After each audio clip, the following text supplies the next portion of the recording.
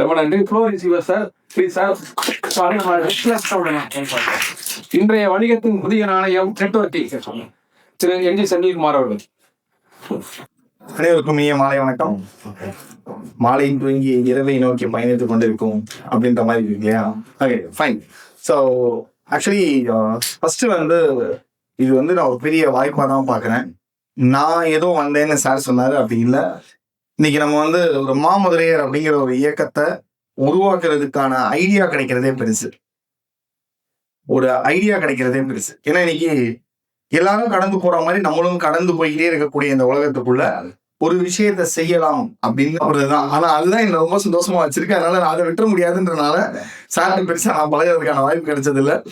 அதே மாதிரி நம்மளுடைய சுப்பிரமணியன் எந்த பொறுப்பு கொடுத்தாலும் சிறப்பாக செய்யக்கூடியவர்.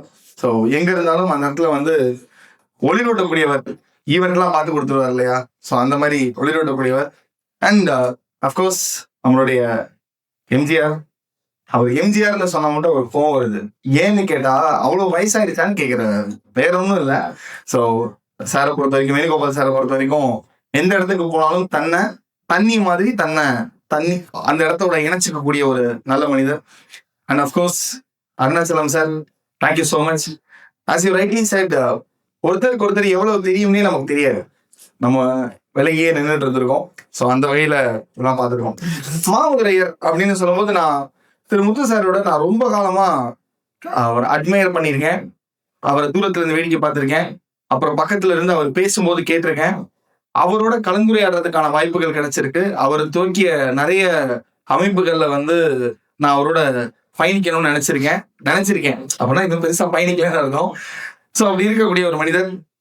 ஸோ அவர் இந்த மாதிரி மாமதுரையர் அப்படின்னு சொல்லி சொல்லும்போது சாரை பொறுத்த வரைக்கும் எப்படி இருக்கும்னா, அப்புறம் சார் சில அரசியல் பயணத்துலலாம் போகும்போதெல்லாம் கூட, சார் ஏன் இந்த மாதிரியான வார்த்தைகள் யூஸ் பண்றீங்க அப்படின்லாம் கேள்வி கேட்பேன். சார் அதுக்கு உண்டான விளக்கங்கள் கொடுப்பார். பொதுவாக கேள்வி கேட்ட உடனே தடுமாற்றம் இல்லாம இருக்கிறதுனுடைய அது எதனோட அறிகுறி அப்படின்னா, நம்ம அந்த விஷயத்தை பத்தி ரொம்ப ஆழமா சிந்திச்சு முடிவெடுத்திருக்கோங்கிறதுக்கான அறிகுறி. இப்ப திடீர்னு ஏன் இப்படி பண்றீங்க அப்படின்னு கேட்டா, ஐயோ அது எதுக்குன்னு தெரியல அப்படின்னா நம்ம ஏதோ மேம்போக்கா செய்யணும்னு இருக்கும். முத்து சார் எப்போ பேசினாலும் ஏதாவது ஒன்று கேட்கும்போது சார் அதனுடைய ஆழமான கருத்துக்களை சொன்னாரு. நான் பெரும்பாலும் என்னைக்குமே தயங்கவே மாட்டேன் எதிர்கருத்துக்களை வைக்கிறதுக்கு. அதாவது எதிர்கருத்துக்கள்ங்கிறத விட மாற்று கருத்துக்கள்னு சொல்லலாம். எதிர்கருத்துக்கள்லாம் என்ன சொன்னாலும் எதிர்த்து பேசுறது இல்லை. அந்த எதிர்கட்சிக்குள்ள நான் வரல. நான் என்ன பண்ணுவேன்னா, எனக்கு என்ன தோணுதுங்கிற மாற்று கருத்தை நான் எப்பவுமே கொண்டு வைப்பேன். ஏன்னா கருத்து சுதந்திரம் இருக்கு இல்லையா நம்ம நாட்டில். அப்ப கருத்துக்களை கொடுக்கலாம். ஒருவேளை அந்த கருத்துக்கள் ஏற்புடையதாக இருந்தால் பெரும் முயற்சி செய்யறவங்களுக்கு நம்ம ராமர் போடுற பாலத்துல அணில் மாதிரி ஏதோ ஒரு இடத்துல பங்கெடுக்கோங்கிற ஒரு எண்ணம் இருக்கலாம். அப்படி இல்லாத பட்சத்தில் அவங்க கிட்ட இருந்து விளக்கம் கேட்டு தெரிஞ்சுக்கலாம். அப்படி ஒரு முறை நானும் முத்து சார் பேசிட்டு இருக்கும்போது அரசியல் களத்துல நான் சொன்னேன், சார் நம்ம சார் மிலிட்ரி பீப்புளை மட்டுமே அரசியல்வாதிகளா நிக்க வைக்கணும் அப்படின்னு சொல்லி சொன்னேன். ஏன் அப்படி நினைக்கிறீங்க அப்படின்னு கேட்டாரு. 2600 வருடம்ங்கிறது கீழடியினுடைய அகழ்வாராய்ச்சியில கிடைச்சிருக்கு. ஸோ அப்போ மாமதுரையர்கள் அப்படிங்கிறதுல நம்மளுடைய சுற்றுலா தலங்களா உண்டாக்குறது. ஏன்னா இன்னைக்கு துபாய் யாரெல்லாம் பார்த்துருக்கீங்க, கேள்விப்பட்டிருக்கீங்க, சும்மா பார்த்துருக்கோம். நம்ம துபாய்க்கு போயிட்டு வந்தோமான்னு கேட்கல. துபாயை பத்தி பார்க்கும்போது பாத்தீங்க அப்படின்னா, துபாய்ங்கிற ஒரு நாட்டுல என்ன இருக்கு அப்படின்னு கேட்டா மண்ணு தான் இருக்கு இல்லையா? உண்மையா தானே? பாலைவனம் நாடு, வெறும் மண்ணு தான் இருக்கு. அந்த நாடு இன்னைக்கு உலக மக்களிடையே ஒரு பணக்கார நாடா பலம் பெறதுக்கு காரணம் அந்த நாடே அவங்க சுற்றுலா தலமா மாறினதுதான். அதுக்கு அவங்க இன்ஃப்ராஸ்ட்ரக்சர் அவ்வளவு பில்ட் பண்ணாங்க. சமீபத்தில் என்னுடைய பார்ட்னர் திரு விஜயகுமார் சார் துபாய் பயணிச்சுட்டு வந்தார். அவர் போயிட்டு வந்தோடனே சொன்னாரு, சார் 50 வருடத்திற்கு முன்னாடி இன்னைக்கு எப்படிலாம் இருக்கணுங்கிற கனவு அன்னைக்கு எடுத்திருக்காங்க. இங்க இருந்து 50 வருடத்திற்கு பின்னால் எப்படி இருக்கணுங்கிற கனவு இன்னைக்கு அந்த ஊருடைய மன்னர்கிட்ட இருக்கு அப்படின்னு சொன்னாங்க. ஸோ ஒரு மன்னருக்கு இது என் நாடுங்கிற ஒரு உரிமையும் இருக்கு, அவர் அதை கொண்டாடலாம். ஆனா நம்ம மாமதுரையர் அமைப்பினுடைய நிறுவனராக இருக்கட்டும் சரி, தலைவராக இருக்கட்டும் சரி, இது நம்மளை நாளைக்கு கொண்டாடுவாங்களான்னு தெரியாது. ஆனா மதுரை இருக்கும் வரை அவர்களுடைய பேரும் இருக்கும். அதுதான் மாமதுரைன்னு நான் நினைக்கிறேன். அந்த மாதிரியான ஒரு நல்ல துவக்கம் சார் சொல்லும்போது out of the box thinking அப்படின்னு சமீபத்துல எனக்கு இப்ப நான் சொல்றது எல்லாமே என்னுடைய தனிப்பட்ட கருத்துக்கள் தான். எங்கேயாவது வேலிடேஷன்ல தவறு இருந்தா நான் எப்பவுமே இந்த டிஸ்க்ளைமர் சொல்லுவேன். என்ன டிஸ்க்ளைமர் சொல்லுவேன்னா, என்னைக்குமே நம்ம நிறைய விவாதங்கள் செய்யலாம், எது சரின்னு தெரிஞ்சுக்கிறதுக்கு. யார் சரின்னு விவாதம் பண்ணீங்க அப்படின்னு சொன்னா நம்ம கையை தூக்கிட்டு நீங்க தான் சார் சரின்னு விளையிடலாம். ஏன்னா யார் சரின்னு பண்ணும்போது நம்மளுடைய விவாதங்கள் யாரு சரின்னு பேசினா ஒருவர் ஜெயிப்பார், ஒருவர் தோற்பாரு. ஆனா அதுவே எது சரின்னு தேடணும் அப்படின்னா 2 பேருமே ஏதோ ஒரு புது விஷயம் கிடைக்கும். ஒண்ணு, இப்ப நான் சரியா இருக்கும் பட்சத்தில் ஓகே அப்படின்னு ஒரு தீர்க்கமான மனநிலைக்கு நான் வருவேன். இல்ல அப்படின்னு சொன்னா நான் புதுசா ஒண்ணு கத்துக்குவேன். அப்ப யாரு சரின்னு பார்க்கக்கூடாது, எது சரின்னு தான் பார்க்கணும். அது மாதிரி எனக்கு ஏதாவது கருத்துக்கள் வந்துச்சுன்னா நான் என்னுடைய தனிப்பட்ட கருத்துக்களை தான் நான் பகிர்வேன். அந்த வகையில இப்ப சமீபத்திய கருத்துக்கள்ல குறிப்பா இந்த அரசியல் வட்டங்கள்லாம் போய்கிட்டு இருக்கும்போது அரசியல்லாம் எதுவும் சொல்லல, நான் சொல்றேன் ஒரு தான். இன்னைக்கு சார் ஒரு சமீபத்துல எனக்கு ஒருத்தர் வந்து அரசியல் கருத்துக்களுக்காக எனக்கு ஒருத்தர் போன்ல டைம்ஸ் ஆஃப் இந்தியாவுடைய ரிப்போர்ட்டர் பேசுறாரு. சார் ஒரு இன்டர்வியூ மாதிரி எடுக்கலாமா அப்படின்னு கேட்குறாரு. சொல்லுங்க சார் அப்படின்றோம். அப்போ உடனே கேட்கிறாரு, இந்த மாதிரி எந்த கட்சி, இந்த கட்சி, அந்த கட்சினா நிறைய கேள்விகள் கேட்டுட்டே வந்தாரு. அப்ப கேட்டுட்டே வந்து சார் இப்ப நீங்க எவ்வளவு கேள்விகளை முன்வைக்கிறாங்கல்ல சார், அப்ப இவங்களுக்கு வாக்களித்தீங்களா அப்படின்னு கேட்டாரு. அப்போ ஒரு ரிப்போர்ட்டர் இல்லையா, நான் அவர்கிட்டயே சொன்னேன், நான் நிறைய கேள்விகள் கேட்கறதுனால மட்டும் ஒருத்தர் தலைவராகிட முடியும்னா திரு ரங்கராஜ் பாண்டே தான் இன்னைக்கு தமிழ்நாட்டினுடைய முதலமைச்சரா இருக்கணும். ஏன்னா அவர் தான் யார் உட்கார்ந்தாலும் கேள்வி கேட்கிறாரு இல்லையா. என்ன சொன்னாலும் ஏன் இப்படி இல்ல, இதுல எப்படி சரின்னு சொல்றதை விட நான் அப்பவே சொன்னேங்கிறது மேல். எனக்கு அப்பவே தெரியும்னு சொல்றது. ஒருத்தர் போயிட்டு இருக்காரு, ஒரு குண்டு குழியுமா இருக்கிற ரோட்ல போயிட்டு இருக்காரு, ஒரு பள்ளம் இருக்கு, அதுல போயிட்டு இருக்காரு, எனக்கு அப்பவே தெரியும் அவர் விழுந்துருவாரு அப்படின்னு விழுந்ததுக்கு அப்புறம் சொல்றதை விட சார் போயிட்டு இருக்கீங்க பார்த்து ஜாக்கிரதையா போகும். ஒருவேளை அவருடைய திறமை தாண்டும் திறமை இருக்கலாம், அவர் தாண்டி போகலாம், இல்ல விழுந்து எந்திரிச்சு போகக்கூடிய திறமை இருக்கலாம், அது என்னவானா இருக்கலாம். ஆனா எனக்கு அப்பவே தெரியும்னு சொல்றதை விட நான் அப்பவே சொன்னேங்கிறது வேணுங்கிற மாதிரி கருத்துக்களை மட்டுமே பதிவு வச்சுக்கிட்டே போவேன். அந்த மாதிரி அந்த கருத்துக்களை வைக்கிறதுக்கான சுதந்திரம் கொடுக்கறது ஒரு தலைமை பண்பு. அதை சார்கிட்ட வந்து நான் பார்த்திருக்கேன். இங்க நம்ம இன்னைக்கு வந்து நெட்வொர்க்கிங் பத்தி பேச வந்திருக்கோம் இல்லைங்களா. ஸோ சார் வந்து சார் டாபிக் என்ன சார் கொடுக்கலாம் அப்படின்னு கேட்கும்போது சார் ஒரு டாபிக் சொன்னேன் சார், நீங்க நாணயம் அப்படின்னு ஒரு விஷயம் பார்க்கணும் இல்லையா. நாணயம்னா என்ன? நம்பிக்கை, அதுதானே. காசுன்றதுக்கு முன்னாடி நம்பிக்கை அப்படின்னு ஒரு. ஸோ அந்த நாணயம் தான் இன்னைக்கு ஒரு நெட்வொர்க்கிங்ல இருக்கு அப்படிங்கறத இன்னைக்கு டைட்டிலா வச்சிருந்தோம். இப்ப அதுக்கு இங்க இருக்கிறவங்க யாரெல்லாம் சோலோ பிரணரா இருக்கீங்க, நானே மட்டும் தொழில் பண்ணி நானே பிசினஸ் பண்ணிட்டு இருக்கவங்க யாரும் இருக்கீங்களா? எஸ், 1 2 3 4 5 6 7 8. ஓகே, ஒரு 10 பேர் இருக்கீங்க. ஓகே, நம்ம கூட ஒரு 10 பேர் வச்சு வேலை பார்த்துட்டு இருக்கிறவங்க யாரெல்லாம் இருக்கீங்க? 10 பேருக்குள்ள நான் மட்டும் இல்லை சார், எனக்கு எம்ப்ளாயின்னு ஒருத்தர் இருக்காரு. ஓகே, எம்ப்ளாயி இருக்கா. ஓகே, சோலோ பிரணர்னா என்னன்னா நானே போய் வேலை பார்ப்பேன். உதாரணத்துக்கு நான் ஒரு இன்சூரன்ஸ் ஏஜென்ட், நானும் ஒரு ஆண்டர்பிரனர், பட் நான் ஒரு சோலோ பிரணர். நானே வேலை பார்ப்பேன், நானே வியாபாரம் பண்ணுவேன் அப்படி இருக்குது. ஆண்டர்பிரனர் அப்படின்னு சொன்னா அவங்க ஒரு 5 பேரை வேலைக்கு வச்சிருப்பாங்க, 2 பேரை வேலைக்கு வச்சிருப்பாங்க, அவங்கள வச்சு ஒரு விஷயங்கள் பார்க்கறது. ஸோ இப்படி இருக்கிற இடத்துல சர்வீஸ் இண்டஸ்ட்ரியில இருக்கிறவங்களாம் யாரு? சர்வீஸ், ஓகே, மேனுஃபேக்சரிங், தயாரிப்பா சார், நீங்க எல்லாரும் கைது பண்ணீங்க sir. Okay, manufacturing, okay super. ட்ரேடிங்ல பொருட்களை வாங்கி விற்கக்கூடியவர்கள், ஓகே ஃபைன். ஸோ இப்போ எல்லாமே நம்ம கலந்து இருக்கோம் இல்லைங்களா. ஸோ இப்போ இந்த மாதிரி கலந்து இருக்கக்கூடிய இடங்கள்ல பிசினஸ்னா என்னன்னு தெரியாதவங்க யாராவது இருக்கீங்களா? வாட் இஸ் பிசினஸ், யாராவது சொல்ல முடியுமா? சொல்லுங்க ப்ளீஸ். என்னை தெரியும், எனக்கு தெரியும். என்னை தெரியும், எனக்கு தெரியும். என்ன தெரியணும், எனக்கு தெரியணும். ஓகே, என்ன தெரிஞ்சிருக்கணும், எனக்கும் அது என்னன்னு தெரிஞ்சிருக்கணும். Okay fine. எனக்கு அந்த நான் பண்ணக்கூடியது என்னன்னு எனக்கு தெரிஞ்சிருக்கணும். ஓகே, நான் இத பண்றது மத்தவங்களுக்கு தெரிஞ்சிருக்கணும். சூப்பர் சார், நல்ல கைத்தறல். அவர் சொல்றது இப்ப நான் வந்து இந்த தொழில் பண்றேன்னு எல்லாருக்கும் தெரிஞ்சிருக்கணும், என்ன தொழில் பண்றேன்னு எனக்கு தெரிஞ்சிருக்கணும் அப்படிங்கிறது உண்மையில நல்ல விஷயம். வேற ஏதாவது பிசினஸ்னா என்ன? இப்ப இந்த மாமதுரையர் அமைப்பு பிசினஸா?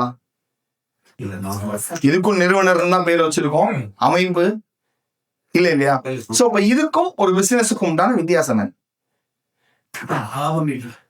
சார். சூப்பர் சார், நல்ல கைது கொடுத்துடலாமா சார். இந்த லாபம்ங்கிற வார்த்தை இல்லைன்னா அது பிசினஸ் இல்ல, அது வந்து ஒரு சேவை. சேவைன்னு நான் சர்வீஸ் இண்டஸ்ட்ரியில இருக்கின்ற சேவையா இல்ல, அது வந்து ஒரு பணம் நோக்கம் இல்லாம செய்யறது. நான் இன்னைக்கு 100 ரூபாய்க்கு ஒரு பொருள் வாங்கியிருக்கேன், நான் வாங்கிட்டு இதுல கால் ஓகே பரவாயில்ல. ஓகே, நான் ஒரு 100 ரூபாய்க்கு ஒரு பொருள் வாங்கியிருக்கேன், நான் 100 ரூபாய்க்கு அந்த பொருளை வாங்கிட்டு நேரா வந்து 100 ரூபாய்க்கே வித்துட்டு போயிட்டேன்.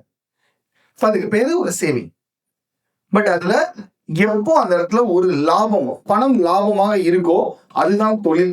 ஸோ அது எல்லாருக்கும் தெரியும் இல்லையா. அப்ப நம்ம லாபம் இல்லாமல் தொழில் செய்யறதுங்கிறது பெருமை கிடையாதுங்க, அது தவறு. இப்போ நீங்க நிறைய உறுதிமொழிகள்லாம் நீங்க சொல்றீங்க. அதுல நாங்க இருக்கக்கூடிய ஒரு ஃபோரம் திரு நீதிமோகன் சார் அவர்களால் துவங்கி வைக்கப்பட்டு நம்மளுடைய சேர்மன் நம்மளுடைய ஜே.கே. முத்து சாரும் அதுல மெம்பரா இருந்து கவர்னிங் போர்டு மெம்பரா இருந்து ஆரம்ப கட்டத்திலேயே கட்டமைப்பை கொடுத்தவர். அங்க தொழிலுக்கு நஷ்டத்தை ஏற்படுத்துவது பாவம் அப்படின்னு சொல்றாங்க. அந்த பாவம் எங்கெல்லாம் ஆரம்பிக்குதுன்னா வேலைக்கு லேட்டா போறதுல இருந்து ஆரம்பிக்குது. ஆர்டர் வந்தா அப்புறம் பார்த்துக்கோன்றதுல இருந்து ஆரம்பிக்குது. அப்போ தொழிலுக்கு நஷ்டத்தை ஏற்படுத்துவது பாவம். அப்ப லாபம்ங்கிற ஒரு வார்த்தை தான் அந்த தொழிலினுடைய அது தொழிலாக இருக்கிறதுக்கான ஒரு அடிப்படை அப்படின்னு நினைக்கிறேன் நான். ஓகே, சரி, இதெல்லாம் நாங்க சொல்றோம் அப்படின்னா எனக்கு நம்ம ப்ரோலைட்டை பற்றி ஆல்ரெடி நிறைய சொல்லியிருக்காரு. இந்த இடத்துல I would like to thank my partner mister Vijayakumar.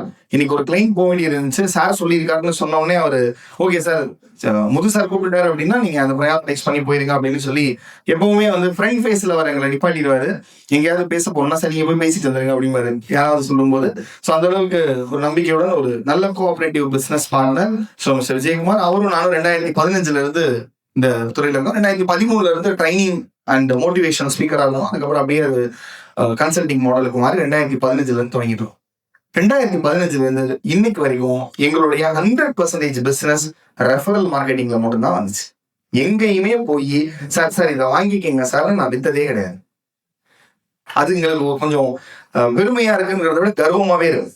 ஏன்னா நம்ம ஒரு பொருள் இப்ப நீங்க எல்லாரும் ஒரு ப்ராடக்ட் சர்வீஸ் இல்ல ட்ரேடிங்ல இருக்கீங்க, மேனுஃபேக்சர் பண்றீங்கன்னா யாருக்கு அந்த பொருள் அந்த பிசினஸ்னா என்னன்னு சொல்லும் போது ஒரு ஊர்ல யாரோ ஒரு மக்களுக்கு அந்த இடத்துல ஒரு தேவை இருக்கு. அந்த தேவைக்கு தீர்வு உங்ககிட்ட இருந்து அதுக்கு எக்ஸ்ட்ராவா கொஞ்சம் லாபம் வச்சா அதுதான் பிசினஸ். நாங்க கிளியரா டிஃபைன் பண்ணோம். இது இந்த மார்க்கெட்ல தேவை அப்படிங்கறத டிஃபைன் பண்ணோம். சார் சொன்ன மாதிரி அருணாச்சலம் சார் சொன்ன மாதிரி இந்த டைலாக் நிறைய இடத்துல நாங்க கேட்டிருக்கோம். என்ன அப்படின்னா வந்து தம்பி உன் வயசு அனுபவம் அப்படிம்பாங்க. இது கேட்டு எங்களுக்கு அப்படியே ஒரு மாதிரி இருக்கும். அதனால என்ன பண்ணோம் சார் சூப்பர் சார் உங்களுக்கு தெரியாத ஒண்ணுமே இல்லை சார், ஆனா இன்னைக்கு என்ன மாறி இருக்குன்னா சார் அப்படின்னு தான் ஆரம்பிப்போம். ஏன்னா அவரை தப்பு சொல்லிட்டு பேச ஆரம்பிச்சா அவருக்கு காது அடைச்சிடும்ல. என்னையவே தப்பு சொல்லிட்டியா நீ உன் வயசு என்ன அப்படின்னு. அவன் என்ன பண்ண முதல்ல போனோன்னே சார் உங்களுக்கு தெரியாது ஒண்ணுமே இல்லை சார், இந்த மாதிரி நிறைய மாறிக்கிட்டு இருக்கு சார், அதை மட்டும் செய்யறோம். இப்படித்தான் நாங்க அணுக ஆரம்பிச்சோம். அப்ப எங்களுக்கு வந்தது முழுக்க ரெஃபரல் மார்க்கெட்டிங்ல கூட தான் எங்களுக்கு பிசினஸே வந்தது. ஸோ 100% இருந்தது. அதை தொடர்ந்து நாங்க என்ன பண்ணோம்னா எங்களுக்கு இதுதான் ரெஃபரல் மார்க்கெட்டிங் தெரியாம பண்ணிக்கிட்டு இருந்தோம். அப்படி பண்ணிட்டு இருக்கும்போது தான் 2018 திடீர்னு மதுரையில என்னடா திடீர்னு கோட்டு போட்டு ஊருக்குள்ள போறாங்க அப்படின்னு பார்க்கும்போது ஒரு அமைப்பு பிசினஸ் நெட்வொர்க் இன்டர்நேஷனல் ஒரு அமைப்பு துவங்கப்பட்டிருந்தது. அது துவங்கப்பட்ட உடனே அதுல போய் நம்ம இணைச்சிக்கிறோம். ஓகே இதுதான் நம்ம தேடிட்டு இருக்கோம் அப்படின்னு அதுல போய் இணைச்சிக்கிறோம். அது வரைக்கும் நான் இருந்த ஃபோரம் அப்படின்னு சொன்னா 2 தான். ஒன்னு எஸ்ல இருந்தேன், இன்னொன்னு டிஜிட்டல்ல இருந்தேன். இது 2 எஸ்ல சேர்ந்தேன். எஸ்ல சேர்ந்தது மூலமா டிஜிட்டல் எனக்கு அறிமுகம் கிடைச்சு சேர்மனோட பயணிக்க ஆரம்பிச்சேன். அதுக்கப்புறம் நான் சேர்ந்த ஒரு ஃபோரம் அப்படின்னு சொன்னா நம்மளுடைய பிஎன்ஐ தான். ஸோ பிஎன்ஐக்குள்ள போனதுக்கு அப்புறம் ஏன் இந்த நெட்வொர்க்கிங்கோடைய முக்கியத்துவம் அப்படிங்கிறத தெரிஞ்சுக்கிட்டேன். அதுக்காக பிஎன்ஐ தான் சேரணும்னு சொல்லலை, அதுல இருந்து தெரிஞ்சுக்கிட்டோம், அதை நம்ம பயன்படுத்திக்கலாம் அவ்வளவுதான். ஏன்னா பிஎன்ஐலேயே சொல்ற விஷயம் வந்து இதை நீங்க செய்யுங்கன்னு தான் சொல்றாங்களே தவிர எங்ககிட்ட தான் வாங்கன்னு அவங்க சொல்றது கிடையாது. ஸோ அதுல ஒரு தனி இருக்கும். அப்படி இருக்கும்போது இந்த பொதுவா ஒரு மார்க்கெட்டிங்க்கும் ஒரு ரெஃபரல் மார்க்கெட்டிங்கும் இருக்கிற வித்தியாசம் என்ன அப்படின்னா, பொதுவா ஒரு மார்க்கெட்டிங்னா நான் இதை பண்றேன்னு நானே போய் சொல்லிக்கிட்டே இருக்கேன். அதுக்கு பேர் மார்க்கெட்டிங் இல்லைங்களா? ரெஃபரல் மார்க்கெட்டிங்னா அவர் இதை பண்றாருன்னு சொல்றதுக்கான வித்தியாசம். சரி சார் நான் இதை பண்றேன்னு நான் சொல்றேன். இப்ப திடீர்னு உங்களை யாருன்னே எனக்கு தெரியாது. இப்ப ஓகே இப்ப இங்க வந்திருக்கேன், மேடையில நிக்கிறேன், அதனால உங்களுக்கு ஓகே இவர் ஏதோ ஒன்று இருக்காரு அறிமுகம்லாம் கொடுத்துட்டாங்க. இது எதுவுமே இல்லை. திடீர்னு ரோட்ல போயிட்டு சார் இப்போ கார்த்திக் சார் நினைக்கிறேன் தான் முதல் தடவை பாக்குறேன் சார், நீங்க ஒரு அப்பள கம்பெனி வச்சிருக்கீங்கன்னு சொல்றாங்க. சார் உங்க அப்பள கம்பெனியை நாங்க சிஸ்டமேட்டிக்கா மாத்தி தரோம் சார் அப்படின்னு உங்ககிட்ட வந்து பசங்க தம்பி யாரு பண்ணின்னு தான் கேட்பீங்க இல்லையா? இதுல நான் போய் அவருக்கு சொல்லி அவருடைய தேவை என்னங்கிறத அவருக்கு புரிய வச்சு அதுக்கு சொல்யூஷன் என்கிட்ட தான் இருக்குன்னு சொல்லி அவர் என்னை நம்பி எனக்கு பிசினஸ் கொடுக்கறதுக்கு லாங் ப்ராசஸ். இந்த ப்ராசஸ் ஃபுல்லா எப்படி நேரா பைபாஸ்ல போய் 100 ரூபா டிக்கெட்டை வாங்கி சாமியை பாக்குறோமோ அது மாதிரி நம்ம திருமுருகன் சார் சொல்றாரு, தம்பி இந்த மாதிரி கார்த்தி இந்த மாதிரி ஒரு கன்சல்ட் பண்ணிட்டு இருக்காருப்பா நீங்க நிறைய, ஏன்னா அவருடைய சிரமங்கள் என்னன்னு எனக்கு தெரியாது, சாருக்கு தெரிஞ்சிருக்கும். அவர் சொல்லுவார் சார் இந்த மாதிரி சிரமங்கள்லாம் பட்டுட்டு இருக்கீங்க, திரும்பி நீங்க இந்த கன்சல்டன்ட்டை யூஸ் பண்ணுங்க அப்படின்னு சொன்னா அவர் என்னை கூப்பிட்டு அப்பாயின்மெண்ட் கொடுத்துருவாங்க. இப்போ முதல்ல இருக்கிற பிரச்சனை எனக்கு அப்பாயின்மெண்ட் கிடைக்கிறதே பெரிய பிரச்சனை இல்லையா? நம்ம வாசல்ல போய் நின்ற சார் நான் வரேன் சார், நான் சார் என் கார்டு சார் அது இல்லாம நம்ம வந்து ஒரு நிறுவன தலைவரை சந்திக்கணும் அப்படின்னு சொன்னா நம்ம நிறைய பூதங்களை கடந்து போகிற கோயிலுக்குள்ள உச்சவரை போய் பார்க்குற மூலவரை போய் பார்க்குற மாதிரி வரிசையா ஒவ்வொருத்தரையா தாண்டி தாண்டி தாண்டி தாண்டி போகணும். அப்படி தாண்டி தாண்டி போறதுக்கு பதிலாக ஸ்ட்ரைட்டாவே என்ன ஆகுது, இவர் கூட்டு போயிடுறாரு, நான் கொண்டு போய் மூலவரை போய் உட்கார்ற மாதிரி பேச ஆரம்பிக்கிறேன். அதுக்கப்புறம் அவருடைய தேவை என்ன, அந்த தேவைக்கு என்கிட்ட தீர்வு இருக்குங்கிறத புரிய வச்சுட்டா இது எல்லாமே ஸ்டெப் எல்லாமே பைபாஸ் ஆயிடுச்சு. ஆமாவா? இதுல எது பிசினஸ் க்ளோஸ் ஆகும்னு நினைக்கிறீங்க? சரி, ஏன் சார் அவருக்கு தேவை இருக்கு, என்கிட்ட தீர்வு இருக்கு, இவர் மூலமா போனா என்ன, நான் டைரக்டா போனா என்ன, அவருடைய தேவைக்கு. எஸ், அந்த நம்பிக்கை, ட்ரஸ்ட் அப்படிங்கிற ஒரு விஷயம் இருக்கு இல்லையா, அந்த நம்பிக்கைக்கு தான் இந்த ரெஃபரல் பண்ணும்போது. இப்ப சார் பேசும்போது ஒண்ணு சொன்னாரு, சார் யாராவது ஒருத்தர் வருவாங்க, முத்து சார் எனக்கு தெரியும்னு பேசுவாங்க அப்படின்னா இதுல எவ்வளவு பெரிய ரிஸ்க் இருக்கு தெரியுமா? முத்து சார் சொன்னாரா சரின்னு சொல்லிட்டு நான் போயிட்டேன், நாளைக்கு ஒருவேளை நான் யாரையும் நம்பி போகும்போது அவர் என்ன ஒரு 1000 ரூபாய் ஏமாத்திட்டாரு, இந்த 1000 ரூபாய் எதுக்கு ஈடா போய் நிற்கும்? அவருடைய மரியாதைக்கு ஈடா போய் நிற்கும். நாளைக்கு இன்னொருத்தர் முத்து சார் சொன்னாரு, இந்த ஏதோ லெட்டர் கொடுத்தாரு, காப்பி அடிச்சாருங்கிற மாதிரி இருக்கும் இல்லையா? அப்ப என்ன ஆகும், சார் முத்து சார் சொன்னாருன்னா அப்ப அந்த ரெஃபரல்ங்கிறது அவ்வளவு முக்கியமான விஷயம். உங்களுக்கு யாரும் அவ்வளவு ஈஸியா ரெஃபர் பண்ண மாட்டாங்க. ஏன்னா உங்களுக்கு தெரியலன்னா யாரு ரெஃபர் பண்ணுவா? நீங்க ஓகே, உங்க மேல நம்பிக்கை இருக்கணும், அந்த நம்பிக்கைக்கு தகுந்த மாதிரி நீங்களும் செயல்பட்டுக்கிட்டு இருந்தா மட்டும்தான் உங்களுக்கு யாரோ தராங்க. உங்களுக்கு தெரிஞ்சவங்க எல்லாம் உங்களுக்கு ரெஃபர் பண்ணுவாங்க. நீங்க தயவு செஞ்சு நினைக்காது, சார் நமக்கு எல்லாரும் தெரியும் சார், நான் இந்த தொழில் தான் பண்றேன்னு எல்லாருக்கும் தெரியும் சார், ஆனா யாருமே எனக்கு ரெஃபர் பண்ணல. சார் நீங்க தொழில் பண்றீங்கன்னு தெரியுது, ஆனா அந்த தொழிலை நல்லா தான் பண்றீங்கன்னு யாருக்கு தெரியுது? இதுக்கு இந்த மாடர்ன் மார்க்கெட்டிங் அப்படின்றது தான் இந்த நெட்வொர்க்கிங்னு சொல்லுவாங்க. Mister Ivan Misner, founder of BNI, அவர் தான் வந்து father of networking, modern networking அப்படின்னு சொல்லி சொல்றாங்க. அப்போ அவரை சொல்லும்போது அவர் சொல்றாரு, it is not that whom you know, it is that how much you know. எனக்கு முத்து சார் தெரியும் அப்படிங்கிறது வேற, முத்து சாருக்கும் என்ன தெரிஞ்சு நானும் அவரும் சார் இந்த பிசினஸ் எல்லாம் பண்றேன் அப்படின்னு அவருக்கு தெரிகிறது வேற. கரெக்டா? எனக்கு ஐஜியை தெரியும், ஐஜி வருதான போஸ்டர் வச்சா எல்லாருக்கும் தெரிஞ்சிருச்சு. அப்போ எனக்கு ஐஜியை தெரியுங்கிறது நார்மலா இருக்கக்கூடிய விஷயம். That is not networking. But நெட்வொர்க்கிங்னா என்ன, ஐஜிக்கு நம்மளை எவ்வளவு தூரத்துக்கு தெரியும், நமக்கு ஐஜிக்கு எவ்வளவு தூரத்துக்கு தெரியும். அப்போதான் அந்த இடத்துல ஒரு நம்பிக்கையின் பால். சார் நீங்க எல்லாருமே நீங்க இருக்கீங்க, உங்களுக்கு நிறைய தேவைகள் இருக்கு இல்லையா? நீங்க அன்றாடம் ஒரு ட்ரெஸ் வாங்குறீங்க, அதுக்கு ஒரு தேவை இருக்கு, ஒரு காய்கறி வாங்குறீங்க, அதுக்கு ஒரு தேவை இருக்கு. இந்த எல்லா தேவைக்கு பின்னாடியும் உங்களுக்கு டாப் ஆஃப் த மைண்ட் ஒரு கம்பெனி பேர், ஒரு சர்வீஸ் ப்ரொவைடர் பேர் ஞாபகம் வரும் இல்லையா? அந்த ஞாபகத்துக்கு வர்றதுக்கு திடீர்னு வந்துருச்சா, அவரு ஒரே நாள்ல வந்துருச்சா? அது நீங்க காலங்காலமா 10 வருஷம் 15 வருஷமா அவருக்கு பிராண்டிங் பண்ணி மார்க்கெட்டிங் பண்ணி எல்லாம் பண்ணி தான் அவருடைய டாப் ஆஃப் த மைண்ட்ல போய் நிற்பீங்க. அவ்வளவு தூரத்துக்கு அந்த பிராண்ட் பண்ணி வச்சிருக்கிற விஷயத்த ஈஸியா ஒருத்தர் சொல்லி யாருமே அக்செப்ட் பண்ணிட மாட்டாங்க. அப்ப அதுக்கு சொல்றவருக்கு உங்களை பத்தி முழுசா தெரிஞ்சிருக்கும். சும்மா போய் எனக்கு 100 பேர் தெரியும், மாமதுரையர் அமைப்புல இருக்கும், வாட்ஸ்அப் குரூப்ல இருக்கும் ஒரு 100 பேர், ரைட் ஓகே, இன்னொரு குரூப் அமைச்சிருக்கோம், அந்த குரூப்லயும் நான் இருக்கேன் 100 பேர். ஓகே சார் எனக்கு 5000 பேர் தெரியும் சார். சரி சார், 5000 பேர்ல அவங்க எல்லாம் என்ன பிசினஸ் பண்றாங்கன்னு தெரியுமா? இல்ல நீங்க என்ன பிசினஸ் பண்றீங்கன்னு 5000 பேருக்கும் தெரியுமா? அதுதான் விஷயம். நான் சும்மா இந்த கூட்டத்துக்கு வரேன். இப்ப இந்த கூட்டத்துக்கு வரீங்க இல்லையா, இங்க இருக்கிறவங்க எல்லாருடைய பேரும் சொல்ல முடிந்தவர் யார்? தலைவர்கள், அந்த பொதுச் செயலாளர்கள் தவிர. அதான் சொல்லிட்டேன்ல, அப்படி எந்திரிச்சு நின்னோடனே எந்திரிச்சு நிக்கணும், வரிசையா பார்த்து உங்க பேரை சொல்லிட்டே வரும், யார் ரெடியா இருக்கீங்க? இதுதான் எனக்கு தெரியணும் அப்படின்னா இவங்க யாரு. சரி ஓகே, முதல் கட்டம் பேரு, முதல்ல அது தெரிஞ்சுக்கோமா? ஓகே, எல்லாரும் எந்திரிங்க. எந்திரிச்சு உங்களுடைய பேரு, உங்களுடைய கம்பெனி, நீங்க எத்தனை வருஷமா தொழில் இருக்கீங்கிறத மட்டும் ஒரு 5 பேரை சொல்லிட்டு திரும்ப உங்க இடத்துக்கே வந்து உட்காந்துருங்க. எந்திரிக்கலாமா? எனக்கு திரும்ப இதை கத்துக்கிட்டு போய் இன்னொரு நாள் வந்து செய்யறதுக்கு இல்ல, தலைவருக்கு எல்லாரையும் தெரியும், அதுல மாற்றம் இல்ல, தலைவரை தெரிஞ்சுக்கணும். ஒரு 5 பேர்கிட்ட போய் நீங்க என்ன பிசினஸ் பண்றீங்கிறத 10 செகண்ட்ல சொல்லிட்டு மொத்தம் 1 நிமிஷம் டைம், திரும்ப மறுபடியும் வந்து உட்காந்துடணும். Countdown begins. எஸ்.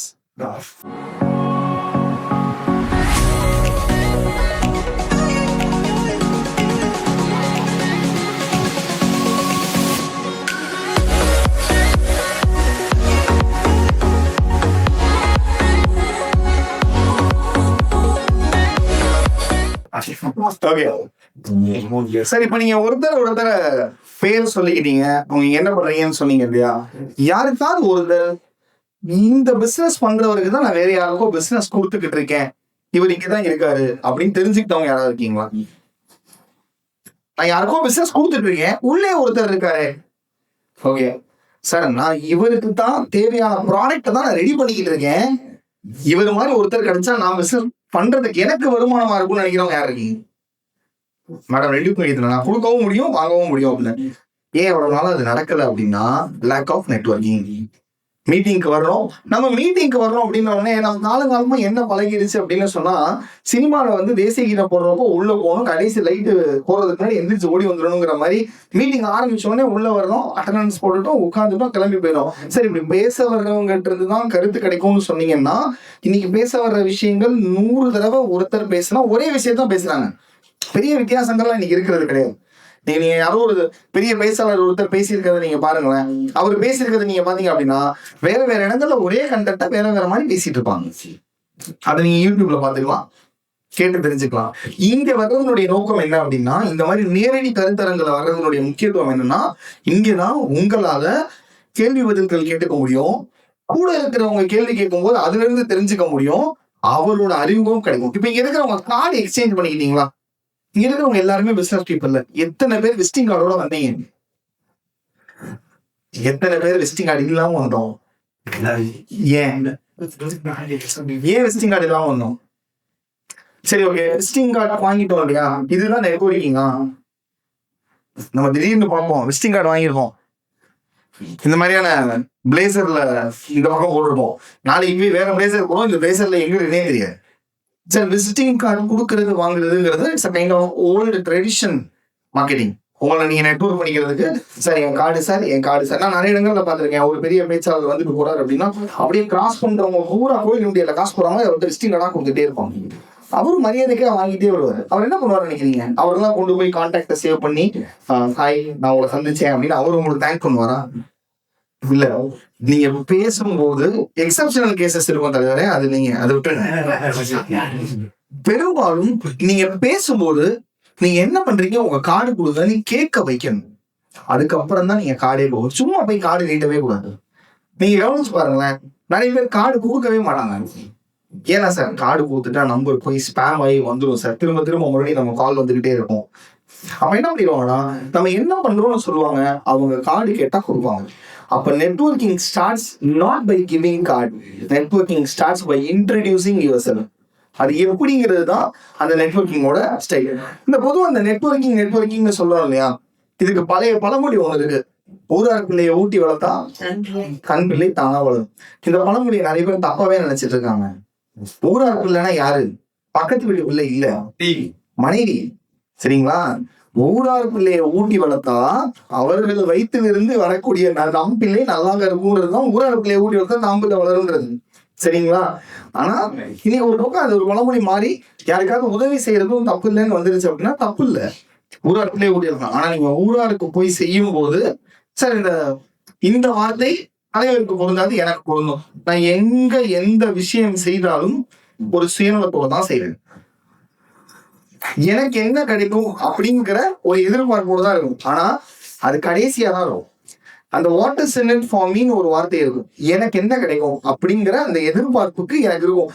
இல்லைன்னா எனக்கு ஒரு ஈடுபாடே இருக்கு. இப்ப இங்க வந்திருக்கேன், என்ன பேச வந்திருக்கேன், எனக்கு என்ன கிடைக்கும் அப்படின்னு சொன்னா சேர்மனோட இன்னும் கொஞ்சம் நெருக்கமாகிறதுக்காக. ஏன்னா சேர்மன் நிறைய இடங்கள்ல நம்ம போறோம், பட் நான் பேசி சேர்மன் உட்காந்து கேட்டது இல்லை. சேர்மன் ரெஃபர் பண்ணி நான் வேற இடத்துல போய் பேசியிருக்கேன், நான் கூட பேசுறதுக்குலாம் போயிருக்கேன், கேட்டதில்லை. அப்ப சார் முன்னாடி இன்னும் கொஞ்சம் நம்ம சிறப்பா பேசினா சார் இன்னும் 2-3 இடத்துல நம்மள சொல்லுவாரு. அவ்வளவுதான். அந்த சுயநலம் தான் நான் இன்னைக்கு இங்க வர வைக்குது. அப்படி இல்லைன்னா நமக்கு அந்த இடத்துல அப்போ ஏதாவது ஒரு விஷயம் செய்யும் போது அதுல ஒரு சுயநலத்தை கண்டுபிடிங்க, அதுதான் உங்களோட கமிட்மெண்ட்டாகவும் வந்து நிற்கும். ஊரார் பிள்ளையை ஊட்டி வளர்க்கறதுங்கிறது என்னன்னா, நம்ம யாருக்கும் ஒருத்தருக்கு செஞ்சுக்கிட்டே இருக்கோம் அப்படின்னு சொன்னா அவங்களுக்கும் இன்டைரக்டா இவருக்கு ஏதாவது செய்ய முடியுமாங்கிற எண்ணம் வரும். அதுக்கு நீங்க ஒருத்தரை தெரிஞ்சுக்கிறது ரொம்ப ரொம்ப முக்கியம். ஓகே சார், நீங்க நிறைய ஃபோரம்ஸ் எல்லாம் வந்துருச்சு. ஆனா இந்த ஃபோரம்லாம் வர்றதுக்கு முன்னாடியே நமக்கு ஒரு சில கேஸ் ஸ்டடிஸ் இருக்கு.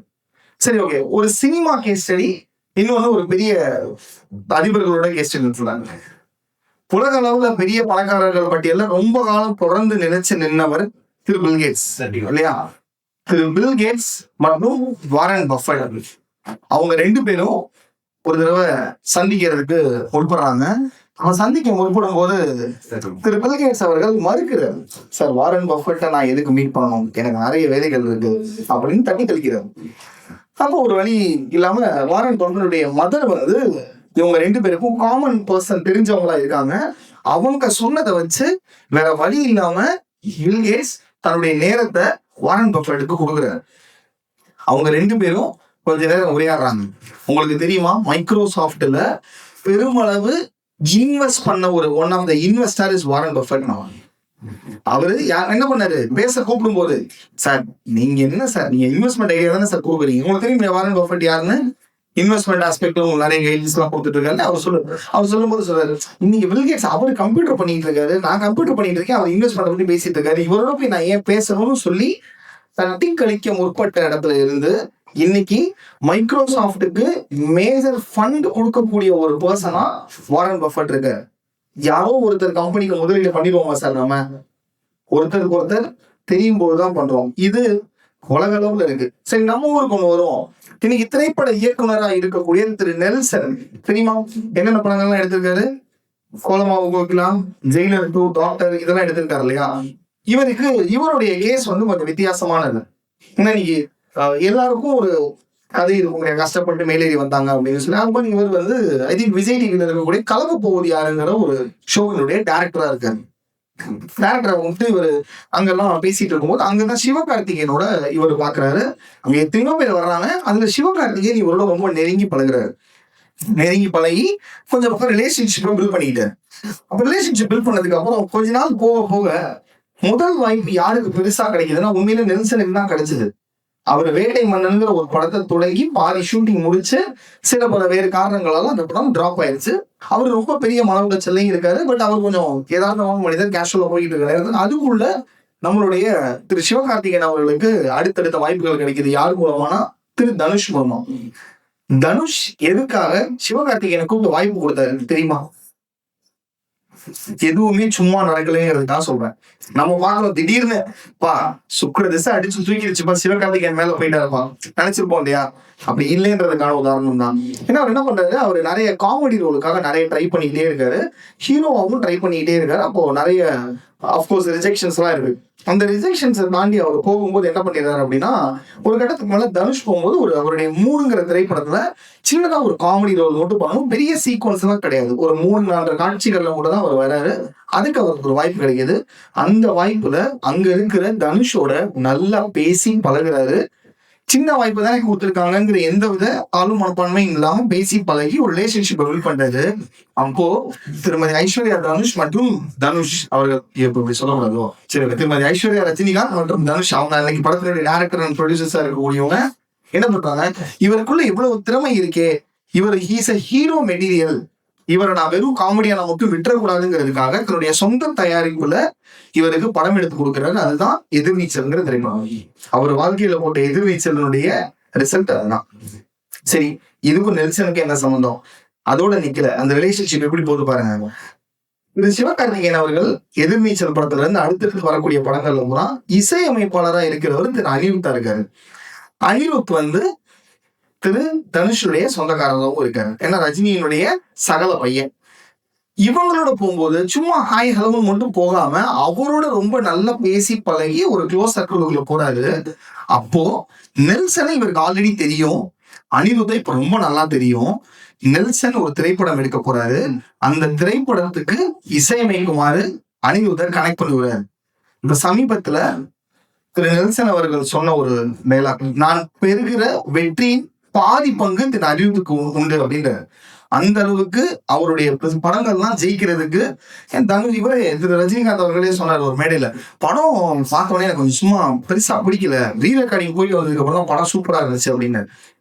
யோசிச்சு பாருங்க, நெல்சன் அவர் திறமையானவர் தான். அவர் ஆல்ரெடி இண்டஸ்ட்ரியில இருக்காரு. அவர் எடுக்கக்கூடிய ஒரு ஷோல ஒரு சின்ன ஆக்டரா வரக்கூடியவர் திரு சிவகார்த்திகேயன். ஆனா பழக்க வழக்கங்கள் மூலமா சிவகார்த்திகேயனுக்கு தனுஷ் கிடைச்சு, தனுஷ் மூலமா அனிருத் கிடைச்சு, ஆல்ரெடி இருக்கக்கூடிய நெல்சனுக்கு கூட்டிட்டு போய் கனெக்ட் பண்ணி இன்னைக்கு நெல்சன் ஒன் ஆஃப் த தவிர்க்க முடியாத ஒரு டைரக்டரா தமிழ் சினிமாவில இருக்காரு இல்லையா. வாரன் பஃபெட் சொன்னா நம்மளால கனெக்ட் பண்ணவே முடியல. ஏன்னா வாரன் பஃபெட் யாருன்னு நமக்கு பாதி தெரியாது. பில் கேட்ஸுக்கு எதுக்கு அவர் பணம் கொடுத்தாருன்னு நம்ம பில் கேட்ஸ் தான் பெரிய பணக்கார ராஜா, அவருக்கு எதுக்கு இவர் பணம் கொடுத்தாருன்னு நம்ம யோசிப்போம். ஆனா இந்த இடத்துல ஒரு கதை, இந்த நெல்சனோட கதை வரும்போது தெரியுது இல்லையா, இது மாதிரி உங்களுக்கு இது வரைக்கும் யாராவது தெரிஞ்சவர் மூலமா சொல்லி பிசினஸ் வந்திருக்காங்க. சரி, பிசினஸ் வந்ததுக்கு அப்புறம் நம்ம என்ன பண்ணோம்? சொன்னோமா? உண்மையா சொல்லுங்க. இப்ப எனக்கு ஒரு ரெஃபரன்ஸ் கிடைச்சிருச்சு, வந்துருச்சு, நான் பாக்குறேன், நான் போயிடுறேன், பிசினஸ் பண்ணிட்டேன். அதுக்கப்புறம் ரெஃபர் பண்ணும்போது தேங்க்ஸ் சொல்லியிருப்போம். அதுக்கப்புறம் அவரோட பிசினஸ் க்ளோஸ் ஆனதுக்கு அப்புறம் அவர் தொடர்ந்து பிசினஸ் பண்ணிட்டு இருக்கும்போது அவரை எங்கேயாவது ஒரு இடத்துல பதிவு பண்ணியிருக்கோமா? நெட்வொர்க்கிங்ல ரொம்ப ரொம்ப முக்கியமான விஷயம் ரெகக்னிஷன். ஏன்னா நெட்வொர்க்கிங்ல இருக்கிறவங்க யாரும் கமிஷனுக்காக உங்களுக்கு சொல்லல, நீங்க நல்லா இருக்கணுங்கிறதுக்காக உங்களுக்கு சொல்றாங்கன்னா நீங்க பண்ண வேண்டிய விஷயம் ரெகக்னிஷன். அவரை கூப்பிட்டு பாராட்டணும். சார் தேங்க்யூ சார், சார் சொல்லிதான் சார் எனக்கு இது கிடைச்சது, சார் என்ன நிறைய இடத்துல ரெஃபர் பண்ணுவாரு. இதுல இன்னொரு உள்குத்து இருக்கு. என்னது? ரெஃபர் பண்ணுவோம் சொல்லணும், அவ்வளவுதானே. நீ நம்ம என்ன பண்ணோம், நம்ம போயிட்டு சார் அவங்க மூலம் எனக்கு பிசினஸ் கிடைச்சிச்சு, ரெஃபரன்ஸ் கிடைச்சிச்சு அப்படின்னு நம்ம அவருக்கு சொல்லும் போது அந்த இடத்துல அவர் தேங்க் பண்ண 4 பேர் முன்னாடி சார்னால எனக்கு கிடைச்சது, சார்னால எனக்கு கிடைச்சது அப்படின்னு சொல்லும் போது அவரும் ஒரு கட்டத்துக்குள்ள திரும்பவும் உங்களுக்கு எங்கேயோ ஒருத்தர் ரெஃபர் பண்ணணுங்கிற எண்ணத்துக்குள்ள கொண்டு போய் விதைக்கிறோம். சரி சார், பொதுவா நம்மளை இது வரைக்கும் யாருமே ரெஃபரே பண்ணல, ஒரு 5 பேர் ரெஃபர் பண்ணியிருக்காங்க அப்படின்னா ரெஃபர் பண்ண வருகிறது நமக்கு தங்க மூட்டை இதுதான் பார்த்த மாதிரி. அவரோட நீங்க அதிகமா இந்த ரிலேஷன்ஷிப்ல பில்டிங் ரிலேஷன்ஷிப்னு ஒண்ணு இருக்கு, இன்னொன்னு இன்வெஸ்டிங் டைம் இன் ரிலேஷன்ஷிப்னு ஒண்ணு இருக்கு. நிறைய பேர் என்ன பண்ணுவாங்க, பில்டிங் ரிலேஷன்ஷிப்ல இருப்பாங்க, முதல் தடவை போய் பார்க்கும்போது சார்னு போய் பேசி பழகி இந்த காதலர்களா பேசுற வரைக்கும் பேசி கல்யாணம் ஆனதுக்கு அப்புறம் பொண்டாடி போன் தான் எடுக்காம இருக்கிற மாதிரி இல்லையா, நம்ம தவிர்த்துருவாங்க. இவரு தான் நமக்கு ரெஃபர் பண்ணிட்டே தான் இருக்காரு அப்படின்னு மறந்துடாதீங்க. யாரு உங்களுக்கு ரெஃபர் பண்றாங்களோ அவங்களுக்கு நீங்க திருப்பி கொடுக்குற ஒரே ஒரு நன்றி உணர்வு தான் அவரை மேலும் மேலும் உங்களை ரெஃபர் பண்ண வைக்கும். ஸோ தெரிஞ்சுக்கிட்டா மட்டும் பத்தாது, அவங்கள ரெகக்னைஸ் பண்ணணும். அப்படி ரெகக்னைஸ் பண்ணா ஆட்டோமேட்டிக்கா அவருக்கு என்ன தோணும்னா, நீங்க வேற நிறுவனங்கள்லாம் பல கோடி ரூபாய் செலவு கோடி விளம்பரம் பண்ணியிருப்பாங்க இல்லையா, அவர் மைண்ட்ல இருந்து நீங்க மைண்டுக்கு வந்து நின்றுவீங்க. ஓகே, இதுக்கு ஒரு உதாரணம் சொல்றேன். இந்த ஒரு வாகனம், உதாரணத்துக்கு டிவிஎஸ் வெஹிக்கிள் எடுத்துக்குவோம். டிவிஎஸ் காரை, டிவிஎஸ் பைக் ஒரு புதுசா ஒண்ணு தயாரிச்சு மார்க்கெட்டுக்குள்ள போய்கிட்டே இருக்கு, விளம்பரமே இல்லை. அந்த வண்டி எத்தனை விற்கும்? விளம்பரமே இல்லை. சரி, டிவிஎஸ் பண்ணாங்க, வேற ஏதோ ஒரு புது வண்டி, திடீர்னு ஒரு புது வண்டி கண்டுபிடிச்சிருக்காங்க. கண்டுபிடிச்சிட்டு அந்த வண்டியை மார்க்கெட்ல விற்கணும்னு சொல்லிட்டு அவர் ஓனரே அவர் விற்கிறாரு, அவங்க எம்ப்ளாயிஸ்லாம் சும்மா கொடுத்து ஓட விட்டுருக்காரு. யாராவது அந்த வண்டியை வாங்குவாங்களா? வாங்க மாட்டாங்க இல்லையா. சரி, ஓகே. அதுக்கப்புறம் என்ன பண்ணுவோம், நம்ம விளம்பரம் பண்ணுவோம். விளம்பரம் பண்ணும்போது என்ன ஆகுது, சார் இந்த மாதிரி இந்த வண்டி ஹையஸ்ட் மைலேஜ் கொடுக்கும், அது கொடுக்கும், இது கொடுக்கும், உங்களுக்கு வண்டி சஸ்பென்ஷன் நல்லா இருக்கும்னு நிறைய விளக்கங்கள் கொடுத்து நீங்க விளம்பரம் கொடுக்குறீங்க. அப்போ வண்டி விற்குமான்னு கேட்டா அப்பதான் வண்டியை என்கொயர் பண்ண ஆரம்பிப்பாங்க. அந்த என்கொயர் பண்ணும்போது, சார் இந்த வண்டி நல்லா தான் சார் இருக்கு, சூப்பரா ஓடுது சார், அவங்க விளம்பரத்துல சொன்ன மாதிரியே வண்டி இருக்குன்னு சொல்றதுக்கு ஒருத்தர் இருந்தாலும் அந்த வண்டி விற்கும். இதுதான் சொல்றாங்க, நீங்க அமிதாப் பச்சனை வச்சு விளம்பரம் கொடுத்தாலும் பக்கத்து வீட்டுக்காரர் அந்த வண்டி நல்லா இல்லைட்டாங்கன்னா அந்த வண்டி வாங்காதீங்க. கரெக்டா? நீங்க நல்லா ஒரு வண்டி வாங்கணும்னு சூஸ் பண்ணி வச்சிருப்பீங்க, உங்களுடைய ட்ரீம் வெஹிக்கிள்னு வச்சிருப்பீங்க. உங்களுக்கு தெரியும் இல்லையா, MG ஹெக்டர் வந்துச்சு இல்லையா, வந்த உடனே நிறைய பேர் வாங்கினாங்கல்ல. இப்ப வண்டி விக்குதா? ஏன் குறைஞ்சது தெரியுமா? MG Hector is a big brand. ஏன் குறைஞ்சது? வெளியில சொல்லும் போது என்ன சொல்றாங்க, எப்பா அது யாரும் வாங்கி டிவி போடுற மாதிரி இருக்குப்பா, மைலேஜே கொடுக்கல, முடிஞ்சு கதை. அவங்க சொல்றாங்க 15 கிலோமீட்டர் மைலேஜ் தரும்னு, பக்கத்து வீட்டுக்காரர் சொல்றாரு வண்டி சரியில்லைன்னு. அப்போ ஆட்டோமேட்டிக்கா அந்த இடத்துல என்ன ஆயிடுச்சு, அந்த வண்டியினுடைய விற்பனை குறைய ஆரம்பிக்குது. அவங்க உடனே என்ன பண்றாங்க, டக்குன்னு எலக்ட்ரிக் மாறிட்டாங்க. ஓகே, மைலேஜ் பிரச்சனையா இருக்கு, எலக்ட்ரிக் மாறிக்கிறாங்க. பெரிய பெரிய நிறுவனங்கள் மாற முடியுது, மற்ற நிறுவனங்களும் மாற முடியாது. ஓகே, இப்போ நம்ம இந்த நெட்வொர்க்கிங்கிறது இன்னைக்கு வந்திருக்கு. அதுக்கு முன்னாடி முதல்ல நம்ம எரா ஆஃப் மார்க்கெட்டிங் தெரிஞ்சுக்கோம். பிசினஸ்னுடைய எராஸ் எப்படி இருந்திருக்கு. முதல்ல நமக்கு பண்ட மாற்று முறை தான் இருந்தது. கரெக்டா?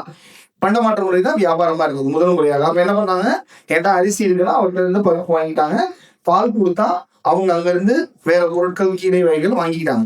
அதுக்கு ஒரு மதிப்பு கூட்டம்லாம் எப்படி வச்சாங்க அப்படின்னு சொன்னா, 3 மாதத்துல விளையக்கூடிய ஒரு குறிப்பிட்ட அரிசியும் 1 மாதத்துல விளையிறது இருந்துச்சு அப்படின்னு சொன்னா 1:3 அவ்வளவுதான். அன்றைய காலகட்டத்துல நேரமும் உழைப்பு மட்டுமே ஒரு பொருளுடைய மதிப்பை தீர்மானிச்சது. இதான் முதல் ஃபர்ஸ்ட் ஏரா ஆஃப் பிசினஸ். அடுத்த ஏரா ஆஃப் பிசினஸ் என்ன இருக்குதுன்னா, அவங்களுக்குன்னு ஒரு நாணயங்களை பதிச்சுக்கிட்டாங்க. சரி, இது என்கிட்ட இருக்கக்கூடிய நாணயம் அப்படின்னு சொல்லி ஒரு நாணயத்தை பதிச்சுக்கிட்டாங்க. அப்ப காசு இருக்கிறவங்க எல்லாம் வாங்கலாம் அப்படின்ற மாதிரி இருந்தது. காசு இருக்கிறவங்களுக்கு மட்டுமே நேரடியா போச்சு. இது செகண்ட் ஏரா. மூணாவது ஏரா வந்து இண்டஸ்ட்ரி ஏரான்னு சொல்றாங்க. என்ன பண்றாங்கன்னா, உலகமயமாக்கல் காரணமாக நிறைய பக்கம் தொழிற்சாலைகள் பெருகி ப்ரொடக்ஷன் ஜாஸ்தி ஆகிட்டே இருந்துச்சு. அப்ப வேற வழி இல்லாம மார்க்கெட்ல அவைலபிலிட்டி இருக்கிறப்ப இந்த வண்டி தான் இருக்கு, இந்த கார் தான் இருக்கு, இந்த போன் தான் இருக்குன்னு வாங்க ஆரம்பிச்சாங்க. இது மூணாவது பிசினஸ். நாலாவது தான் மார்க்கெட்டிங்னு ஒண்ணு வந்துச்சு. அந்த மார்க்கெட்டிங்க்கு முன்னாடியும் இப்பவும் என்ன வித்தியாசம்னா, மார்க்கெட்டிங்கிறது எப்போ வந்தது தெரியுமா? எப்போ ஒரே பொருளை தயாரிக்கக்கூடிய வேறு வேறு நிறுவனங்கள் ஒரே மார்க்கெட்ல சந்தைப்படுத்தினாங்களோ அப்பதான் மார்க்கெட்டிங்னா என்னது, யார் பெருசுன்னு அடிச்சு காட்டு அப்படின்னு, இவர் என் பொருள்ல இதெல்லாம் இருக்கு, இவர் என் பொருள்ல இதெல்லாம் இருக்கு அப்படின்னு மாத்தி மாத்தி போட்டிட்டு இருக்காங்க. அப்ப அந்த போட்டி தான் உங்களை தேடி தேடி வந்துச்சு. இதுதான் நாலாவது ஸ்டேஜ். அஞ்சாவது ஸ்டேஜ் தான் டிஜிட்டல் ஏரா. சோசியல் மீடியால நம்மளுடைய பொருட்களை கொண்டு போய் உலகம் பூரா சொல்றோம், நாலேஜ் நிறைய கொடுக்குறோம் இல்லையா? நீங்க சோசியல் மீடியால போய் என்ன பண்றோம், என்னுடைய பொருள் என்னெல்லாம் செய்யும் தெரியுமா அப்படின்னு அதுக்கு ஒரு பிளாக் எழுதலாம், கண்டென்ட் போடலாம், வீடியோ போடலாம், இதெல்லாம் இருந்தது. ஆறாவதா இருக்கக்கூடிய இன்றைய காலம் தான் இன்னைக்கு இருக்கக்கூடிய இந்த ரிலேஷன்ஷிப் ஏரா. பிசினஸ் அப்படிங்கிறது ரிலேஷன்ஷிப் மூலமா மட்டும்தான் வரும் அப்படிங்கிற ஒரு சூழலை உருவாக்கி இருக்கிறது தான் இந்த ஏரா. இந்த ஏராவுல நீங்க 10,000 கோடி ரூபாய் செலவு பண்ணா கூட பக்கத்து வீட்டுக்காரன் நல்லா வேண்டாம்னா உங்க பொருளை வாங்க மாட்டாங்க. நீங்க எத்தனை பேர் வந்து உங்க பிசினஸ் பத்தி கூகுள்ல யாராவது தப்பா ரிவ்யூ போட்டுட்டா அவருக்கு கால் பண்ணி, சார் சாரி சார், உங்களுக்கு ஏதோ எதிர்பாராதமா நடந்துருச்சு, கொஞ்சம் இந்த ரிவ்யூவை டெலிட் பண்றீங்கன்னு கேட்டிருக்கீங்க. ஏன்? அவர் என்ன சொல்றாரு, அந்த வார்த்தைகளை கொண்டு போய் கொடுக்கும்போது, சார் நீங்க கோடி ரூபாய் போட்டு விளம்பரம் பண்ணி நீங்க ஏதாவது ஒரு பொருள் வாங்க போறீங்க, அமேசான்ல வாங்க போறீங்க, ஆன்லைன்ல வாங்க போறீங்க, நீங்க என்ன சார் செக் பண்ணுவீங்க? கூகுள் டிரைவிங் தானே செக் பண்றீங்க. ஆனா அதுக்கு முன்னாடி விளம்பரங்கள்லாம் நிறைய வந்துச்சு, விளம்பரத்தை பார்த்து வாங்கிட்டு வர வேண்டியதானே. அப்ப அந்த ரிவ்யூ தான் அந்த வேர்ட் ஆஃப் மவுத் மார்க்கெட்டிங். இந்த வேர்ட் ஆஃப் மவுத் மார்க்கெட்டிங் தான் திரும்ப மறுபடியும் இன்னைக்கு ரிலேஷன்ஷிப்ல இந்த வேர்ட் ஆஃப் மவுத் மார்க்கெட்டிங்ல அவ்வளவு ஈஸியா ஒருத்தர் இன்னொருத்தரை கூப்பிட்டு இவர்கிட்ட பொருள் வாங்கிக்கன்னு கொடுத்துட்டு போயிட மாட்டாங்க. இன்னைக்கு யாரும் இங்க இருக்கக்கூடிய தர்ம பிரபுக்கள் கிடையாது. ஏன்னா இவங்க யாரும் காசுக்காக உங்களுக்கு ரெஃபர் பண்ணல, ஆனா அவருடைய பேரும் மரியாதையும் அடவு வச்சுதான் உங்களுக்கு ரெஃபரே பண்றாரு. யாருக்கு ரெஃபர் பண்ணுவாரு?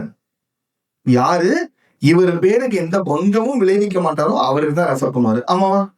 அப்போ அதுக்கு நீங்க பண்ண வேண்டிய விஷயம் என்னன்னா, என்னுடைய பொருளுடைய உண்மை தரத்தை யாரு ரெஃபர் பண்றாங்களோ அவங்க கிட்ட போய் சொல்லணும், பேசணும். ஓகே, ஒரு ஸ்டேஜஸ் ஆஃப் நெட்வொர்க்கிங்னு ஒன்று சொல்றேன். இப்போ நம்ம நெட்வொர்க் பண்ணணும்னு சொன்ன உடனே என்ன பண்றோம், உடனே வாங்க சார் எல்லாரும் போய் பாத்துருவோமா அப்படின்னு கேட்டா, சார் நீங்க பாத்துருக்கீங்க, ஒரு 25 பேர் சந்திக்கிறீங்க, 25 பேரும் நாளைக்கே போய் ஒருத்தருக்கு ஒருத்தர் முழுசா தெரிஞ்சுக்க முடியுமா? முடியாது.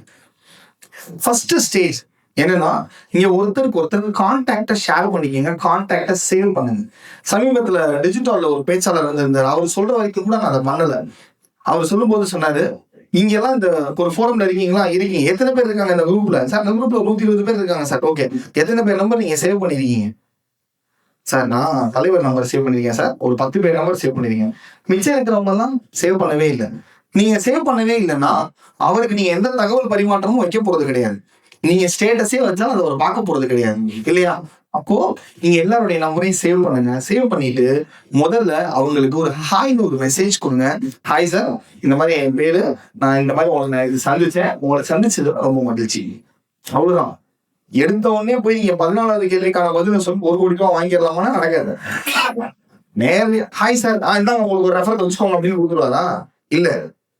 ஓகே ஃபைன் அப்படின்னு. ஏன்னா நீங்க மறந்துடாதீங்க, ஒரே துறையில இருக்கக்கூடிய நிறைய போட்டியாளர்களை இவங்களுக்கும் தெரியும் இல்லையா? இப்போ உங்களை மட்டும் தான் ரெஃபர் பண்ணணுன்ற கட்டாயம் இல்லை எதுவும். அவர் உங்களோட நீங்க கமிஷனா கொடுக்க போறீங்க, கமிஷன் கொடுத்தீங்கன்னா அவர் ரெஃபரே பண்ண மாட்டாரு. அது தெரியுமா உங்களுக்கு? பெண்ணுகோபால் சார் எனக்கு ரெஃபர் பண்றாரு சார், நீங்க எனக்கு கூட ரெஃபர் பண்ணுங்க சார், நான் ஒரு 5% கமிஷன் தரேன். ஓ, உனக்கு நான் வேலை பார்க்க சொல்றியா? உன்னை பார்த்தா எப்படி தெரியும் இல்லையா? அதே இது sir, super sir, thank you so much sir, நீங்க சொன்னீங்க சார், எனக்கு எப்பவுமே ரெஃபர் பண்ற வேணுகோபால் சார் தான் 4 பேர் முன்னாடி சொன்னா, அதுதான் விலை மதிப்பு இல்லாது, வெறும் கமிஷனுக்காக இல்லை. 2வது ஸ்டேஜ் என்ன பண்றோம் அப்படின்னு சொன்னா, 2வது ஸ்டேஜ்ல வந்து அவங்க கிட்ட சார் நீங்க என்ன சார் பண்றீங்கன்னு அவங்க கிட்ட இருந்து கேட்டு தெரிஞ்சுக்கிங்க. சார் உங்களோட பிசினஸ் எங்க சார் இருக்கு, என்ன பிசினஸ் சார் பண்றீங்க அப்படின்னு கேட்கணும். அப்ப என்ன சார் பிசினஸ் பண்றீங்கன்னு தெரிஞ்சா அவருக்கு என்ன ஆர்வம் வரும்? நம்ம பிசினஸ் பத்தி தானே கேக்குறாங்க. சார் நான் இந்த விஷயம் எல்லாம் பண்றேன் சார் அப்படின்னு அவரு உங்ககிட்ட பகிர்ந்துக்குவாரு. மூணாவதா சொல்றது என்ன தெரியுமா? சார் நான் உங்களுக்கு யாரையாவது ஒருத்தரை ரெஃபர் பண்ணணும்னா யாரை சார் ரெஃபர் பண்ணலாம்?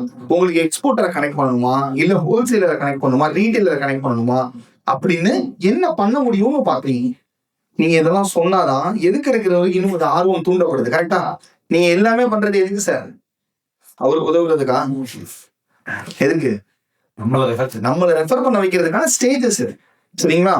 அடுத்ததான் என்ன பண்றோம் அப்படின்னா, சார் ஓகே நான் உங்களுக்கு ஏதாவது ஒருத்தரை ரெஃபர் பண்றேன்னா நான் என்னன்னு சொல்லி சார் ரெஃபர் பண்ண, உங்களுக்கு என்ன எப்படி தெரியும்னு சொல்ல. ஏன்னா திடீர்னு போயிட்டு சார் செந்தில் சொன்னா யாரு இது இல்லையா?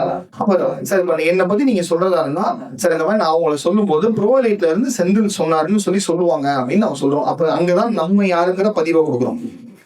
அடுத்ததா சார் நான் இந்த பிசினஸ் எல்லாம் பண்றேன் சார் அப்படின்னு அங்க கொண்டு வரோம். உங்களுக்கு தெரிஞ்சவங்க யாராவது தேவைப்பட்டா சொல்லுங்க சார்னு சொல்றோம். அதுக்கப்புறம் அவரை இதெல்லாம் நீங்க போன் கான்வர்சேஷன்ல இல்ல மெசேஜ் கான்வர்சேஷன்ல முடிச்சிடலாம். சரிங்களா?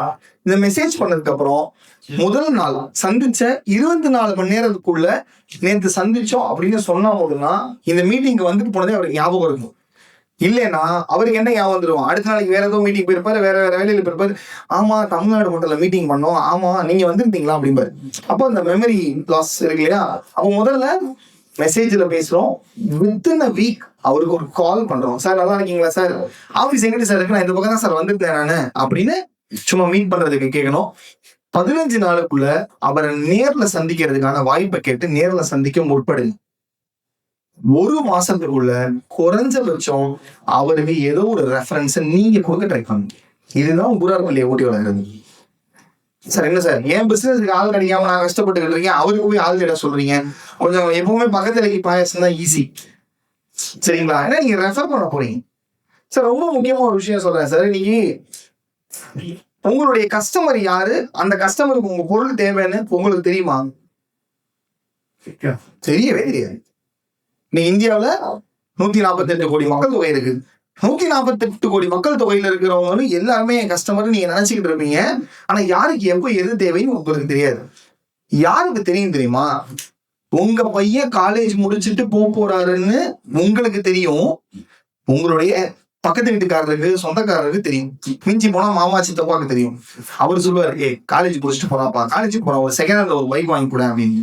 உடனே செகண்ட் ஹேண்ட்ல பைக் வாங்கன்னு போறாரு. இப்ப நீங்க ஆன்லைன் கிளாஸஸ் எல்லாம் படிக்கிறாங்க. ஆமா எனக்கு ஒரு போன் தேவைப்படும்ல, ஒரு டேப் தேவைப்படும்ல, எனக்கு தெரிஞ்ச ஒருத்தர் மொபைல் போன் கடை வச்சிருக்காரு, அவர்கிட்ட போய் பாருன்னு சொல்றது. அப்போ உங்களுக்கு என்ன நடக்குது? உங்களுக்கு உங்க கஸ்டமர் யாருன்னு உங்களுக்கு தெரியாது. ஆனா நீங்க என்ன பண்றீங்கன்றத தெரியப்படுத்திட்டீங்கன்னா என்ன சுத்தி இருக்கிற உங்களுக்கு யாருக்காவது இந்த தேவை ஏற்படும் போது நான் உங்களை ரெஃபர் பண்ணுவேன். அவருக்கு தேவைன்னு உங்களுக்கு தெரியவே வராது, நேரடியா தெரியாது. நீங்க விளம்பரம் பண்ணிட்டே இருப்பீங்க, அவருக்கு தெரியாது. ஆனா எனக்கு தெரியும் எங்க அண்ணனுக்கு என்ன தேவைன்னு, எனக்கு தெரியும் எங்க அக்காவுக்கு என்ன தேவைன்னு, எனக்கு தெரியும் எங்க எம்ப்ளாய்க்கு என்ன தேவைன்னு. அப்ப நான் என்ன இது வேணுங்கிற எதுக்கு கஷ்டப்படுறேன்? இங்க போ. இதுல நல்லா சொல்றேன், எல்லா நேரமும் வியாபாரம் இல்ல. இன்னைக்கு மாமதுரையினுடைய அமைப்புல நீங்க சொல்லும்போது சொன்னீங்க இல்லையா, ஒரு இட பிரச்சனை, ஒருத்தட்ட போய் பேசுறோம், அங்க காசு கொடுத்தா நடக்குது, அங்க எதுவும் பணம் இருக்கா? இல்ல. ஆனா அங்க வேலை முடியுதா? அப்போ பர்பஸ் அந்த இடத்துல சால்வ் ஆகுது. இப்ப என்னுடைய டீம் மெம்பர் ஒருத்தருக்கு பேங்க்ல ஒரு சின்ன இஷ்யூ. அவரு 1 மாசம் 15 நாள் சுத்திட்டே இருக்காரு, பேங்க் போற லெட்டர் எழுதி கூட எதுவுமே நடக்கல. எனக்கு அந்த பேங்க் மேனேஜரை தெரியும். தலைவரை என்ன பண்றீங்க, இந்த ஒரு சின்ன விஷயம் இருக்கு, அவங்க நம்பர் சொல்லுங்க, அந்த நம்பர் இது இந்த விஷயங்க, இந்த விஷயத்துக்கு இந்த ஆன்லைன்ல போய் இந்த கண்டெக்ட்ல மெயில் போட சொல்லுங்க, முடிஞ்சு 24 நேரத்துல வேலை முடிஞ்சு போச்சு. 1.5 மாசமா பேங்க் கலைஞ்சு முடியாத விஷயம் ஒரு மெயில் போட்டா 24 மணி நேரத்துல முடியுதுன்னா இதுதான் அந்த நெட்வொர்க்கிங் மூலமா உங்களுக்கு தெரிஞ்சவங்க மூலமா நடக்கக்கூடிய ஒரு விளைவு. சோ நீங்க 1 மாசத்துக்குள்ள ஒருத்தருக்கு பிசினஸ் கொடுத்துட்டீங்கன்னா அங்கதான் உங்களுடைய அடுத்தடுத்த கட்டம்.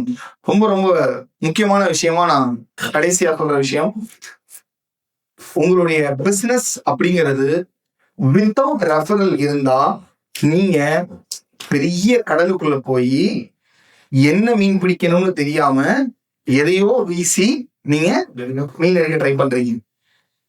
எதையோ ஒண்ணுல நீங்க சுறா மீன் தான் பிடிக்க போறீங்கன்னு தெரிஞ்சிருச்சு, நீங்க புழுவையா கொண்டு போய் போடுவீங்க?